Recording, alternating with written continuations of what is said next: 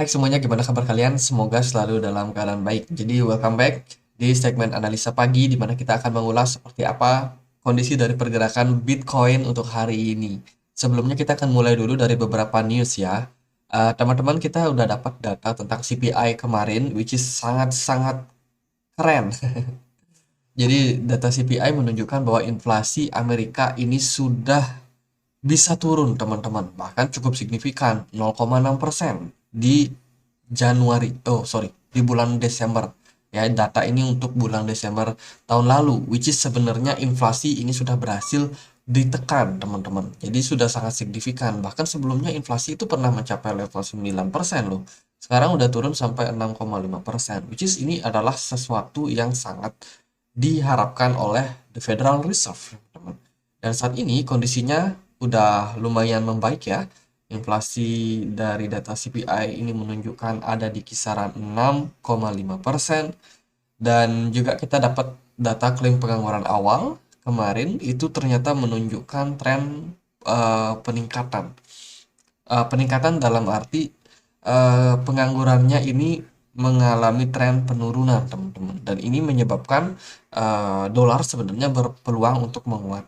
Nah, dari data CPI kemarin ini menyebabkan harga indeks dolar ternyata mengalami drop yang lebih signifikan. Di sini aku ajak teman-teman dulu melihat kondisi dari indeks dolar. Dari dolar sendiri dia breakdown daripada level support yang kuat ini di kisaran 0,3,4. Teman-teman, kita udah sedikit kemarin ya. Level support tersebut merupakan level support yang sangat kuat, teman-teman. Dan berikutnya dolar bakalan menghadapi level support satu lagi di kisaran 100,01. Oke, 100,01 atau 101. Ini merupakan level support berikutnya yang berpeluang untuk menahan pergerakan daripada US dollar. Wow, US dollar masih tetap drop ya, turun dari sebuah channel, teman-teman. Bergerak di dalam sebuah channel. Ini disebabkan karena respon market yang cukup pesimis terhadap US dollar karena inflasi itu bisa drop cukup signifikan. Ini menyebabkan peluang Jerome Powell untuk menaikkan interest rate di bulan Februari nanti itu bisa aja lebih dovish, bisa aja di 0,2%, 0,25%, atau mungkin sama sekali nggak menaikkan suku bunga. Ya, siapa yang tahu, teman-teman. Itu adalah keputusan yang bakalan diambil Jerome Powell nanti. Tapi dari data-data ini menunjukkan bahwa adanya possibility bahwa Jerome Powell kemungkinan tidak menaikkan suku bunga, dan juga mungkin kalaupun menaikkan suku bunga itu hanya sekitar 2,25 basis point ya, atau 0,25% saja. Yang menarik untuk kita nantikan. Terus di hari ini kita akan dapat berita soal PDB, produk domestik bruto. Ini penting untuk sebagai indikator apakah Inggris ya, ini dari Inggris bakalan resesi, kembali melanjutkan pertumbuhan ekonomi yang minus. Kalau iya, 2 kuartal berturut-turut, kayaknya itu Inggris sudah masuk ke zona resesi, teman-teman. Seperti yang banyak orang perkirakan bahwa di tahun 2023 akan terjadi resesi besar di seluruh dunia. Jadi kurang lebih seperti itu. Terus juga akan ada produksi manufaktur untuk zona Inggris. Dari event kalender ekonomi gitu aja. Oh ya, hari ini bakalan ada Bitcoin option yang expired. Itu di harga 18.000. Which is kenaikan Bitcoin ini udah melebihi 18.000. Bahkan sempat naik ke 19.000. Pertanyaannya, apakah Bitcoin bakalan bisa finish hit ya level 18.000-nya? Wow, ini sangat-sangat menarik. Dari berita yang lain, kita ada Samsung yang invest ya di produk Bitcoin Futures ETF. Ini di tengah peningkatan minat terhadap Bitcoin atau cryptocurrency. Jadi Samsung sekarang udah menapaki atau sudah mulai menaruh tangannya di project-project yang berbasiskan tentang blockchain. Which is ini merupakan terobosan yang baik. Samsung adalah perusahaan teknologi, perusahaan elektronik So, kalau mereka nggak terjun ke dunia blockchain, itu mereka udah ketinggalan jauh. Bahkan LG pun sudah lebih dulu invest di perusahaan-perusahaan berbasiskan blockchain, which is ini sangat-sangat baik untuk masa depan blockchain ke depannya. Jadi, sepertinya memang adopsi dari blockchain ini bakalan masif ya untuk tahun-tahun ke depan. Kita juga tahu CBDC, currency yang menggunakan mata uang itu udah diadopsi untuk seluruh negara saat ini. Seluruh negara sudah menggarap bagaimana kita bisa bertransaksi misalkan dengan mata uang masing-masing. Entah itu US dollar, entah itu rupiah, entah itu China yuan, itu udah bisa berbasiskan teknologi blockchain ya. Tentunya ini merupakan adopsi yang sangat-sangat luar biasa, teman-teman. Oke, ini merupakan investment yang baik dari Samsung. Terus juga ada Bitcoin rally ke 19.000. Tapi analisa mengatakan di 17.300 ini retest. Ini bisa menjadi kesempatan buat Bitcoin retest ke level tersebut. Ini adalah tanda margin lending ratio yang dalam kesempatan ini sebenarnya banyak future trader yang menolak Bitcoin untuk pump, teman-teman.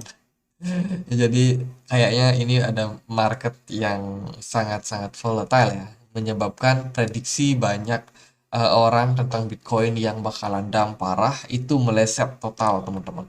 Karena kalau kita lihat pada realitanya, ini data dari OKX menunjukkan bahwa positioning untuk Bitcoin ya ini cukup banyak juga yang masih percaya bahwa Bitcoin bakalan down. Jadi masih banyak trader futures yang pasang short, mungkin udah kena likuidasi ya beberapa di perdagangan kemarin. Tapi kalau menurut analisa ini Bitcoin bisa ngetes level 17.300. Jadi posisi Bitcoin yang di kisaran 18.000 ini sebenarnya sudah berada di level overbought, teman-teman. Ini sudah berada di kondisi di mana Bitcoin ini udah jenuh buat naik. Tapi memang untuk pergerakan harganya ternyata ini menghantam banyak sekali orang yang pasang short ya. Ini mungkin bisa manipulasi bisa, mungkin juga ini memang organik, memang natural teman-teman. Jadi ya kita akan coba nanti lihat pada chartnya seperti apa. Terus 90% bisnis mengadopsi blockchain teknologi data. Ini ya salah satu perkembangan yang sangat-sangat baik di dunia blockchain, teman-teman. Sekarang hampir seluruh negara seperti yang kita bilang, terutama dalam bidang IT itu sudah memanfaatkan teknologi blockchain sebagai pengamanan mereka. Which is sebenarnya ini merupakan selangkah lebih awal untuk ke masa depan. Kedepannya mungkin kita nggak akan awam sama yang namanya blockchain, apa-apa akan pakai blockchain. Ya kita akan tunggu aja seperti apa perubahan yang besar terjadi pada dunia. Terus ini ada future, sorry, fitur deflasi.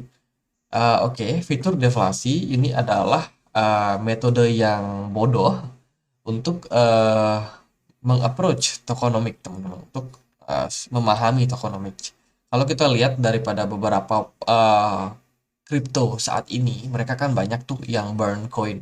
Mereka berusaha untuk tidak produksi koin lebih banyak lagi. Dan menurut analisa ini, itu menunjukkan bahwa itu adalah upaya yang bodoh. Karena tokenomic itu beda sama mikroekonomi dan juga makroekonomi. Kalau kita melakukan analisa berbasiskan makro dan mikro, ini tentunya sangat berpengaruh atau sangat dipengaruhi oleh yang namanya supply and demand, permintaan dan juga penawaran. Sementara kalau kita membuat token menjadi deflasi, ini ya deflasi token itu sebenarnya adalah upaya yang cukup-cukup buruk, teman-teman. Kenapa? Karena diibaratkan seperti dolar. Dolar aja setiap tahun itu selalu mengalami inflasi, bukan deflasi. Artinya adalah inflasi itu menandakan bahwa adanya penggunaan dolar yang lebih besar dari tahun ke tahun. Itulah kenapa produksi dolar itu selalu bisa dicetak. Ini menunjukkan bahwa adopsi yang lebih besar. Sementara deflasi itu bisa saja menurunkan supply dari token, which is ini sebenarnya merupakan indikasi bahwa proyek tersebut bisa dibilang kurang kurang untuk mendapatkan adopsi. Artinya kalau kita menggunakan prinsip supply and demand tadi, artinya kalau terjadi deflasi, artinya kan jumlah koin ataupun mata uang ini yang dipergunakan ini semakin berkurang ya. Jadi penggunaannya semakin berkurang sehingga eh, produksinya yang diturunkan ini bisa menjadi sesuatu yang sebenarnya tidak begitu baik, teman-teman. Jadi gitu. Terus kalau dari berita yang lain ini ada berita mengejutkan dari Jack Ma ya. Jack Ma menyerah untuk kontrol fintech giant, perusahaan giant miliknya dari Ant Group, teman-teman. Ant Group ini kalau nggak salah di dalamnya ada Alibaba, terus Baidu, apa UC Browser kalau nggak salah juga. Jadi ini perusahaan yang dimiliki oleh Jack Ma. Jack Ma belakangan ini seperti kehilangan arah. Setelah kemunculannya di media beberapa waktu lalu, dia listing company juga ya di US. Jadi sekarang Jack Ma sepertinya mengalami tren penurunan dalam bisnisnya. Ini sesuatu yang sangat sangat sangat menyedihkan sebenarnya karena Jack Ma ini salah satu perusahaan, bukan salah satu investor ataupun pengusaha dari China yang sangat-sangat keren lah bisa dibilang. Saat sekarang jarang sekali ada pengusaha dari Cina yang bisa go internasional, artinya di publik, dilihat di mana-mana. Jack Ma ini salah satunya yang cukup mencuri perhatian. Tapi ternyata kemunculannya di media ini membuatnya harus dibungkam sepertinya. Ya kita nggak tahu ada apa di belakang dari Jack Ma. So, ya kemunduran dari N Group ini juga menjadi tekanan teman-teman sebenarnya bahwa ya kita nggak bisa melawan regulator, melawan pemerintah dalam hal ini meskipun kita adalah perusahaan yang sangat besar sekalipun. Oke, kita akan lihat dari berita yang lain. Ini ada pembahasan tentang Avax ya. Avax saat ini dalam kondisi yang menarik. Dia dalam posisi sudah breakout dari sebuah channel atau dari sebuah triangle ya, segitiga. Ini udah dia mulai breakout dan sekarang potensinya bisa aja menguat sampai ke level sini, sampai ke level resistance, teman-teman. Ini analisa ini menunjukkan bahwa posisi daripada Avalanche saat ini lagi menguji yang namanya posisi-posisi skenario bullish, teman-teman. Jadi ini cukup cukup menarik karena AVAX saat ini lagi berada di level support juga. So, kenaikan pun juga sangat-sangat mungkin terjadi pada AVAX untuk jangka waktu pendeknya. Tapi teman-teman bisa untuk catat aja, kalian bisa untuk lihat ya, pantau seperti apa kondisi dari AVAX. Terus ini ada El Salvador yang setelah dia melewati yang namanya penggunaan kripto, pembayaran dengan mata uang kripto, sekarang El Salvador itu berusaha untuk menemukan cara bagaimana Bitcoin bisa menjadi backingan untuk bond atau menggunakan untuk obligasi. Which is ini sebenarnya sesuatu yang kalau menurut aku pribadi sangat beresiko. Bitcoin yang di backup dengan bond yang di backup dengan Bitcoin itu sangat-sangat berisiko karena Bitcoin sendiri itu sangat volatile. Kita tahu El Salvador ini udah bisa dibilang kalau dia akumulasi kemarin di 30.000 itu mereka udah sangkut sebenarnya. Tapi mereka masih tetap percaya bahwa Bitcoin adalah masa depan. Di sini sesuatu yang ya sangat-sangat keren. Bahkan di sini ada Miss Universe kontestan dari El Salvador yang sudah mempromosikan Bitcoin sebagai inspire kostum, sebagai kostum ya, kostumnya mereka. Jadi news-newsnya so far nggak terlalu gimana ya. Paling dari kalender ekonomi aja kemarin yang memang data inflasi menunjukkan penurunan. So ini berdampak sama penurunan terhadap dolar dan kemarin market seperti S&P ini udah sukses tutup gap ya, sudah tutup gap. Saat ini posisi dari S&P 500 bakalan menguji yang namanya broadening wedge atau descending broadening wedge dan targetnya kalau dia bisa breakout maka bisa ke 4.500, which is penguatan yang udah banyak dinanti. Terus dari segi US dollar udah, emas ternyata mengalami tren koreksi. sempat koreksi, ngetes ke level support di 920.000 dan sekarang bounce back. Sekarang mungkin cukup kuat untuk tren penguatannya ke depan. Terus dari Bitcoin, Bitcoin ini naik sangat signifikan ke 18.800. By the way, BTC Dominance ini menguat ya, ngepump sangat signifikan. Mungkin altcoin nggak akan terlalu gerak, tapi kenaikan dari altcoin ini udah lumayan. Contohnya Ethereum udah naik sampai 14.000, sorry, 1427 teman-teman. Posisi Ethereum sekarang udah sangat-sangat baik ya.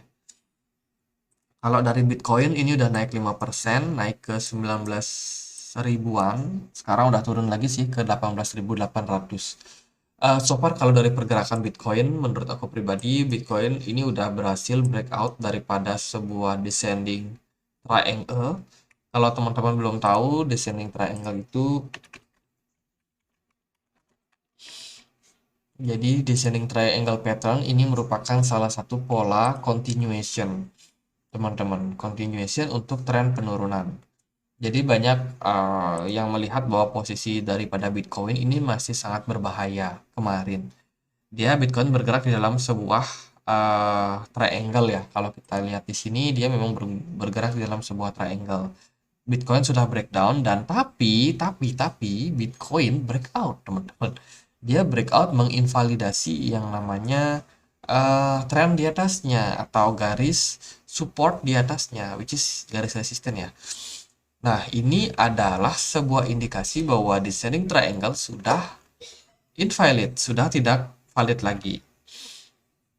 Oke, jadi karena kondisinya seperti itu, maka kita mungkin bisa mengabaikan untuk analisa ini. Karena kalau kita lihat dari descending triangle ini sebenarnya ambiguation. Bisa aja dia breakdown, bisa aja dia break up. Dan kondisinya pada Bitcoin dia justru breakdown dan kemudian dia break up. Jadi kalau aku melihatnya Bitcoin dalam kondisi yang saat ini sangat-sangat rawan, sangat-sangat berbahaya kalau menurutku. Selling pressure sebenarnya ada cukup kuat di kisaran 18.400 di perdagangan kemarin. Hanya saja level tersebut sudah berhasil di breakout. Sangat-sangat kuat, teman-teman. Kita juga bisa gunakan perbandingan untuk satu lagi.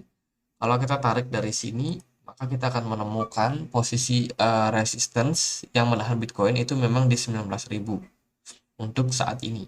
Dan Bitcoin ini udah naik sangat signifikan dalam berapa ya? 11 hari dari 1 Januari, teman-teman. Bitcoin udah rally cukup kuat ya dalam 11 hari terakhir dan puncaknya memang sepertinya mendekati hari ini atau mungkin besok. Jadi by the way ada Bitcoin option juga, itu bisa menjadi indikasi juga kenapa Bitcoin naik. Jadi teman-teman, aku rasa yang mau masuk lebih berhati-hati dulu. Kita belum melihat sama sekali koreksi terhadap Bitcoin yang cukup signifikan. Takutnya kalau teman-teman ada masuk dalam kesempatan ini, ya teman-teman bisa aja sangkut. Kita akan coba lihat Bitcoin di time frame 4 jam. Di time frame 4 jam, sebenarnya Bitcoin ini cukup struggle di perdagangan kemarin. Dia sempat ketahan ya di 18.200. Di sini aku expect kalau Bitcoin bakalan koreksi. Ya, kemarin koreksinya cukup dalam ke 17.900. Tapi nggak lama, teman-teman, Bitcoin kembali menguat. Karena memang indeks dolarnya mengalami tren penurunan. Jadi kalau aku ambil kesimpulan ya, daripada outflow pergerakan dari Bitcoin, indeks dolar yang turun berarti ada banyak orang yang menjual dolarnya. Dibelikan apa? Dibelikan sesuatu yang naik. Salah satunya adalah S&P 500 dan Bitcoin. Dana daripada penjualan US dollar ini banyak mengalir ke Bitcoin. Karena Bitcoin naiknya 5%. Sementara dari XAU, dari emas, itu mengalami tren sideways atau penurunan tipis, teman-teman. Jadi dana sekarang mengalirnya ke Bitcoin sangat banyak. Lalu apakah Bitcoin bakalan melanjutkan tren bullish? Oke, kita akan lihat ya di time frame 4 jam. Di time frame 4 jam Bitcoin ini cukup positif, teman-teman. Aku mau ajak teman-teman melihat juga kondisi daripada Bitcoin. Sebenarnya Bitcoin ini bergerak di dalam sebuah falling wedge, teman-teman. Kita udah bahas beberapa kali falling wedge ini sekarang tampaknya sudah berhasil di breakout sama Bitcoin. Kalau kita cek di sini falling wedge pattern, itu teman-teman bisa menemukan bahwa falling wedge ini sebenarnya adalah pola continuation, bisa juga bisa pola pembalikan arah. Dan yang terjadi pada Bitcoin ini sudah berhasil breakout daripada falling wedge-nya. Teman-teman bisa perhatikan Bitcoin turun, kemudian dia breakout. Sudah mulai breakout. Sekarang Bitcoin lagi berhadapan sama resistance yang cukup kuat di 18.700. Ya kita lihatlah Bitcoin bakalan close di mana. Andai kata Bitcoin bisa close di atas 18.700, ini bisa menjadi indikasi yang sangat positif buat Bitcoin ke depannya. Arah Bitcoin bisa aja rally dan ngetes level resistance di atasnya di 22.000. Which is sesuatu yang mungkin nggak pernah dibayangkan oleh siapapun. Bahkan saya pun juga nggak bisa membayangkan Bitcoin bisa rally lagi, teman-teman. Which ini sebenarnya sebuah indikasi yang bagus. Kalau kita lihat dari time frame 4 jam, ya kita butuh untuk melihat closing time frame daily untuk hari ini. Pasalnya, volume perdagangan di perdagangan kemarin itu sangat tinggi terhadap Bitcoin. Kita nggak bisa pungkiri volumenya sangat tinggi. Oke, ini sudah mulai terjadi peningkatan volume dan kita akan cek dia dengan indikator Locate. Apakah pergerakan daripada Bitcoin kemarin itu merupakan sesuatu yang digerakkan smart money? Kalau kita lihat dari time frame daily, smart money udah masuk ke market. Ini terjadi terakhir kali di bulan November. Dan smart money udah kembali masuk lagi ke Bitcoin, teman-teman. Ini udah mulai kelihatan ya. Tapi yang harus teman-teman note bahwa pergerakan daripada Bitcoin ini sangat didominasi oleh smart money-nya. Artinya adalah smart money udah melakukan akumulasi cukup panjang ketika Bitcoin di 16.000 kemarin. Dan teman-teman yang mungkin belum serok, masih yakin Bitcoin ke 14.000, ya ya saya sih udah serok ya. Memang kemarin sempat serok di bawah dan saya juga nggak pernah nyangka kalau Bitcoin bakalan naik. Cuman kalau dalam kondisi seperti ini, yang mau FOMO, mendingan jangan dulu deh. Kayaknya kita butuh melihat koreksi dulu pada Bitcoin. Di posisi saat ini Bitcoin ada di resistance ya. Kita butuh sama yang namanya konfirmasi Bitcoin ini nggak balik lagi masuk ke dalam falling wedge-nya. Kalau Bitcoin drop sampai 18.300, itu berarti Bitcoin udah balik lagi dan bisa aja menjadi fake out, teman-teman. Bisa jadi fake out dan yang sangkut-sangkut ya banyak juga dari retail kalau mereka FOMO beli di harga pucuk harga saat ini. Kalau menurut aku pribadi sih melihat kondisinya seperti ini, Bitcoin lebih baik ya lebih baik buat koreksi dulu lah. Cooling down, teman-teman, cooling down, ngetes support dulu. Mungkin di sana perlu jemput banyak orderan, orang yang masuk, barulah ke depan Bitcoin bakalan mengalami tren penguatan. Tapi so far kalau memang dari beberapa analisa terakhir aku sendiri memang membuka kemungkinan bahwa Bitcoin bisa naik ya, tapi nggak sampai 19.000 juga. Tapi ya inilah market, teman-teman. Kita hanya bisa memperkirakan kira-kira Bitcoin bisa bertahan di resistance. Tapi kalau realitanya Bitcoin memang bakal naik ya who knows, teman-teman. Oke, Bitcoin cukup positif untuk saat ini. Target kita mungkin saat ini harus kita ubah ya ke 23.000 untuk jangka waktu pendek. Apakah realistis ke sana? Ya mungkin aja. Tapi teman-teman juga harus waspadai sama yang namanya fake out. Fake out bisa terjadi kalau Bitcoin, let's say dia nggak berhasil mempertahankan level support di sini, kemudian Bitcoinnya justru malah kembali breakdown. Atau mungkin kita bisa melihat kenaikan pada Bitcoin ini memang hanya karena ditunjang sama yang namanya Bitcoin option di hari Jumat hari ini yang bakalan expire. Kemudian juga dari data inflasi yang sepertinya dibuat-buat karena turunnya itu sangat signifikan, teman-teman. Cepet banget ya gitu loh. Jadi The Fed naikin suku bunga cepet banget efeknya gitu loh ke market. Nah, apakah ini manipulasi atau enggak kita nggak pernah tahu. Yang pasti adalah kita melihat pada chart kondisi saat ini volumenya naik, Bitcoinnya udah mulai breakout dari pola-pola ini.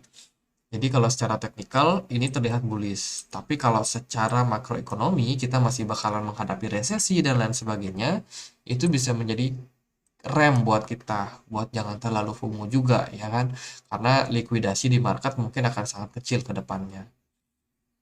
So kalau likuidasinya kecil mungkin market maker nggak bisa gampang goreng-goreng market. Jadi gitu aja, semoga bisa bermanfaat untuk analisa kali ini. Kalau kalian punya pertanyaan lain, punya koin lain untuk dianalisa, boleh langsung tulis di kolom komentar. Dan sekian aja, semoga bisa bermanfaat. Nantikan analisa esok hari. Kita akan update lagi untuk pergerakan dari Bitcoin. Akhir kata saya Andre, makasih.